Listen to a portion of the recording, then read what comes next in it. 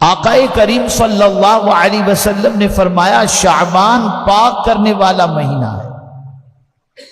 اب اس میں اگر کوئی بندہ مومن سچے دل سے توبہ کر لے، سچے دل سے اللہ سے معافی مانگ لے، اور مانگنا ہی چاہیے، اس مہینے میں غفلت نہ برتنا۔ ایک اور حدیث شریف میں آپ کو سناؤں گا تو آپ کی سمجھ میں اور اچھی طریقے سے بات آئے گی۔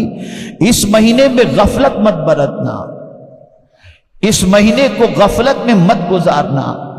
آقائے کریم صلی اللہ علیہ وسلم ماہ رمضان المبارک کے بعد سب سے زیادہ روزے اگر کسی مہینے کے رکھتے تو وہ ماہ شعبان المعظم کے رکھتے، اور بہت پسند تھا سرکار کو ماہ شعبان المعظم کے روزے رکھنا۔ کیوں پسند تھا میں حدیث میں آپ کو پیش کروں گا۔ تو اس مہینے میں پاک ہو جاؤ، اور اس مہینے میں ایسا ہے کہ ادھر توبہ کی، اور توبہ کے ساتھ چونکہ ہمارا میرر جیسا میل نہیں، ہمارے دل پر میرر کی طرح تھوڑی سی مٹی نہیں لگی کہ صاف کرتے، بلکہ ہمارا دل تو گناہوں کے دھبوں سے اتنا آلودہ ہو چکا ہے، اتنا آلودہ ہو چکا ہے، ہر کوئی بندہ اپنی کیفیت کو خود زیادہ جانتا ہے، تو اس کو تو پانی اور صابن سے بھی صاف کیا جائے تو نہ ہو، اتنا دل ہمارا گندا اور ہمارا وجود گندا ہو چکا ہے۔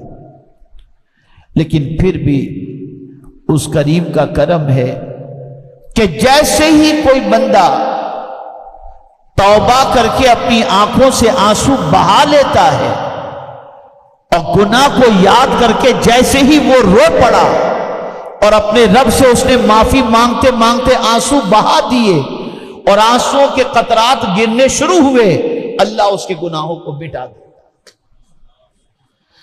اس لیے اس ماہ مبارک میں رو رو کر اپنے گناہوں سے معافی مانگو۔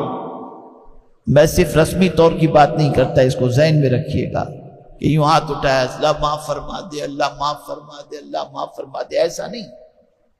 رو، آنسو بہاؤ، اور جب کوئی آنسو بہاتا ہے تو اللہ کی رحمت کو جوش آ جاتا ہے کہ اس بندے کو احساس ہو گیا کہ اس نے میری نافرمانی کی ہے، اس بندے کو احساس ہو گیا کہ اس نے میرے خلاف زندگی گزاری ہے، یہ بندہ اپنے مجرم ہونے کا اقرار کر رہا ہے۔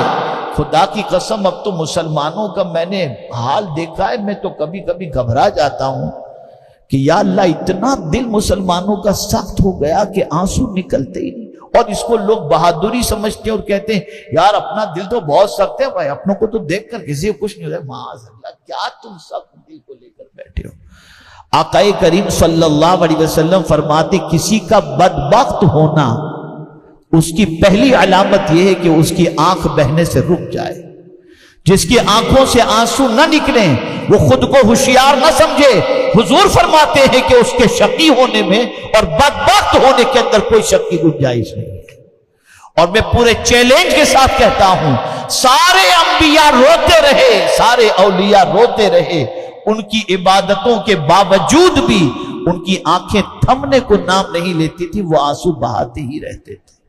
بلکہ فاروق اعظم تو اتنا روتے تھے کہ آنکھ کے قریب باقاعدہ نشان ہو گیا تھا، اتنا روتے تھے۔ اور اس قوم کو پتہ نہیں کیا ہو گیا، لافٹر چینل دیکھتے ہیں، کہہ لگاتے ہیں، خوب موج مستی کرتے، سمجھتے ہیں دنیا کے اندر عیش موج کر کے جی لو، کہاں مرنا ہے دیکھا جائے گا مرنے کے بعد۔ یہ آسان نہیں ہے مرنے کے بعد دیکھنے کا تصور، جب وہ پوچھنے پر آئے گا تو بندے کی حالت خراب ہو جائے گی۔ ڈرو، رو، آنسو بہاؤ، اور قرآن نے رونے کا ہی کہا۔ قرآن کہتا ہے فَلْيَضْحَكُوا قَلِيلًا وَلْيَبْكُوا كَثِيرًا، ہنسو کم اور رو زیادہ، یہ قرآن کہہ رہا ہے، ہنسو کم اور رو زیادہ، یہاں رونے کا نام و نشان۔ تو رو، میں مدینہ منورہ جا رہا تھا ابھی 2-3 ہفتے پہلے، تو مکہ مکرمہ سے میں جب نکلا مدینہ منورہ کی طرف تو میں نے میرے استاد گرامی کو فون کیا کہ حضرت مکہ شریف سے نکلا ہوں، مدینہ جا رہا ہوں، دعا فرمائیں مقبول حاضری نصیب ہو جائے۔ تو انہوں نے مجھ سے فرمایا کہ دیکھو بس کوشش کرنا کہ حضور کے روزے کے سامنے کچھ آنسو نکل جائیں، کچھ آنسو نکل جائیں اور دل سے نکل جائیں، اس لیے کہ مقبول حاضری کی علامت میں سے ایک علامت یہ ہے کہ بارگاہ رسول کے اندر آنسو نکل جائیں۔ اور پھر جو آگے فرمایا اسے سنیے، ارشاد فرماتے حضور کسی کا آنسو دیکھ ہی نہیں سکتے، دیکھ ہی نہیں سکتے، ادھر آنسو نکلے اور ادھر پروردگار کے پیارے حبیب صلی اللہ علیہ وسلم کی رحمت کو جوش آ گیا۔ تو جب سرکار آنسو نہیں دیکھ سکتے تو مولا کیسے آنسو دیکھ سکتے؟ یہ رونا ہی نہیں۔ اس ماہ مبارک میں رو رو کے اپنے کو پاک کرو، یہ پاک کرنے والا مہینہ ہے، یہ پاک کرنے والا۔ اور ایک اور حدیث مبارکہ آپ کو سنا دوں، شاید کہ یہ حدیث مبارکہ آپ کے دل و دماغ کو اور معطر کر سکے اور آپ کی زندگی میں کوئی انقلاب لا سکے۔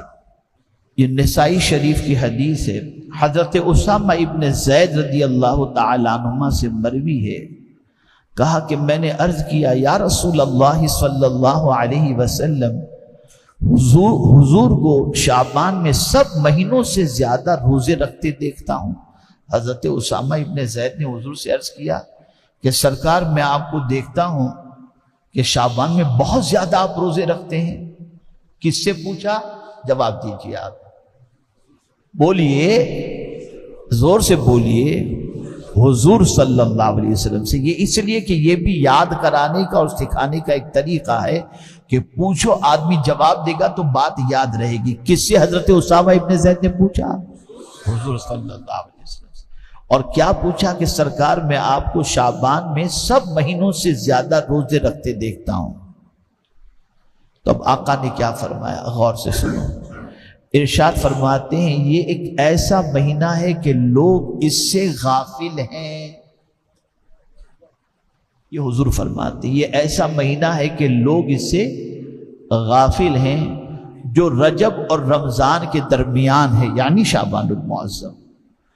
اور ایسا مہینہ ہے کہ اس میں اعمال رب العالمین کی بارگاہ میں پیش ہوتے ہیں۔ اس مہینے میں بندوں کے اعمال اللہ کی بارگاہ میں پیش ہوتے ہیں۔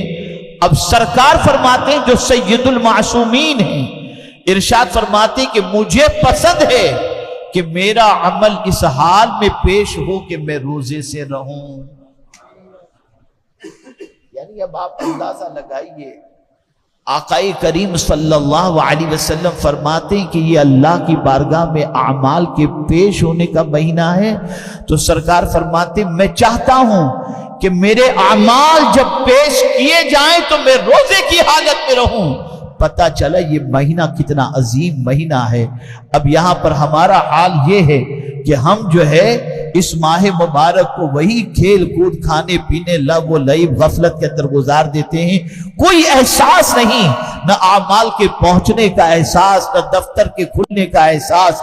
میری ایک کلپ آپ سنیں گے جس میں حضرت عبداللہ ابن مسعود اور حضرت عمر ابن خطاب رضی اللہ تعالی عنہما، یہ دونوں ماہ شعبان المعظم کی 15ویں شب کیا دعا کیا کرتے تھے۔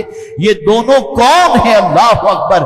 حضرت عبداللہ ابن مسعود وہ ہیں جن سے حضور قرآن سنتے تھے، اور حضرت عمر ابن خطاب وہ ہیں جن کو سرکار صلی اللہ علیہ وسلم نے جن کے بارے میں فرمایا کہ میرے بعد اگر کوئی نبی ہونا ممکن ہوتا تو وہ عمر ابن خطاب ہوتے۔ یہ لوگ ماہ شعبان کی 15ویں شب کس طرح سے دعا کرتے تھے؟ بالکل ہمیں نہ بڑی رات کی فکر ہے نہ بڑے دن کی فکر ہے۔ جمعہ ہے نا، بڑا دن ہے آج کا، قیامت بھی جمعہ کے دن قائم ہوگی۔ ذرا دیکھیے 2 رکعت کے سلام پھیرتے، بھاگم بھاگ جلدی سے نکلیں جلدی مسجد سے اور بس ٹینشن فری ہو جائے۔ العیاذ باللہ، کوئی شوق نہیں، کوئی عبادت کا ذوق نہیں، سمجھتے جانا ہی نہیں ہے اس دنیا سے۔ جائیں گے تو جتنا مال جمع کیا ہے سب لے کے، کچھ لے کے نہیں جاؤ گے، سب دھرا کا دھرا رہ جائے گا۔ جتنی نیکیاں ہوں گی اللہ نے وہ قبول کر لی تو وہ ساتھ جائیں گی۔ تو عرض کرنے کا منشا یہ ہے، یہ پاک کرنے کا مہینہ، اس میں پاک ہو جاؤ۔